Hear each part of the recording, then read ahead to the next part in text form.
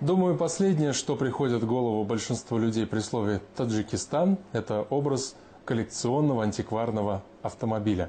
Скорее «Газель» или «Копейка Жигули», не в обиду будет сказано. Но не создавайте себе стереотипы. Они на то и созданы, чтобы их ломать. В республике много настоящих ценителей, фанатов ретро-автомобилей. В поисках какого-нибудь грузовика военного времени или Кадиллака, выпущенного ограниченным тиражом в 50-х, они ездят по дальним весям и кишлакам. И, как ни удивительно, находят именно там, в глухих таджикских кишлаках, а не на выставке где-нибудь в Монте-Карло. Не все вещи с годами дешевеют. На этом поле таджикские коллекционеры выставили старые автомобили. Они имеют свою цену, историю и личную характеристику. Это первая такая выставка для Таджикистана. Выставку «Авторетро Душанбе» приурочили ко дню рождения столицы. Местные коллекционеры выставили 80 автомобилей 1931-1970-х годов выпуска.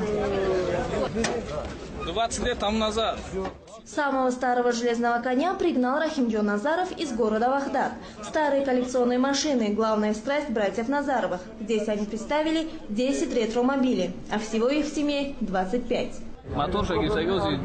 Временно я мотор «Опель Адмирал» – старейший и самый дорогой автомобиль в стране. Особая гордость Назаровых. На сборку и ремонт Рахимджон потратил почти 20 лет жизни. Но какие-то запчасти не может найти до сих пор. Для «Опель Адмирал» найти запчасти очень сложно. Какие-то мы приобретали за рубежом, некоторые переделывали сами. Сборка таких автомобилей – очень тяжелая работа, требующая терпения. Сейчас осталось немного доделать. Как все закончим, тогда подарим городу. Абдушукур Динаев никому не собирается дарить свой боевой автомобиль, не думает и о продаже, хотя ему постоянно предлагают хорошую цену. Это бронированный автомобиль. На нем в советское время ездили только первые лица республики. Советский лимузин – так называет свой автомобиль Абдушукур. Когда он его покупал, у него не было ни мотора, ни карбюратора, ни кардана. Коллекционер собирал каждую гаечку по всему бывшему Союзу и сделал все собственными руками. Лимузин по всем меркам раритетный. Эту марку выпустили в 30-х годах в количестве всего 12 штук.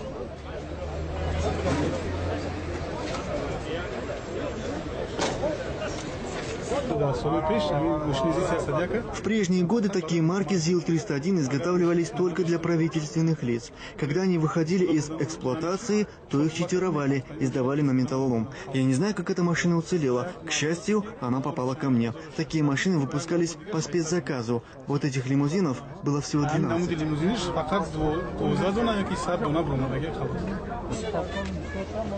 Выставка коллекционных автомобилей стала неожиданным подарком для неизбалованных душанбинцев. Видя такой интерес, власти города предложили клубу ретроавтомобилистов помещение для их драгоценных антикварных экземпляров. Антикварными автомобилями в Таджикистане владеют и министры, и простые смертные. Это особая национальная любовь. Попавшие на выставку, иностранные экспаты не скрывали удивления, что в такой небогатой стране есть такие авто и такое сообщество коллекционеров-фанатиков.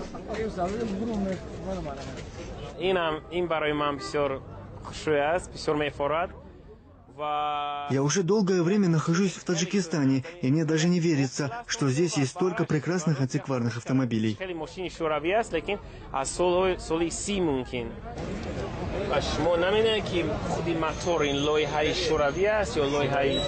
Англичанин Дэвид Харпер в Душанбе впервые увидел модель старой европейской машины. Это знаменитый «Опель», который делали на заказ для первых лиц государств.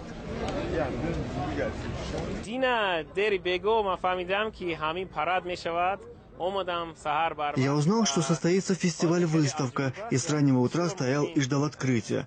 Лично для меня это очень интересно, потому что на выставке представлены очень старинные автомобили.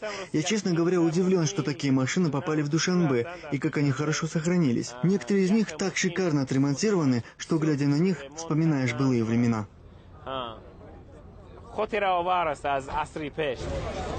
Владельцев коллекционных авто мало интересует их функциональное предназначение. В данном случае машина как раз роскошь. Для них важнее возраст и история. Автомобиль Рустамбека Рауфова привлек всеобщее внимание именно своей историей. Вездеход ГАЗ-67Б – военная машина. В годы Великой Отечественной войны на ней ездили генералы армии и в силу технических характеристик разведчики. Такой больше ни у кого нет, говорит хозяин.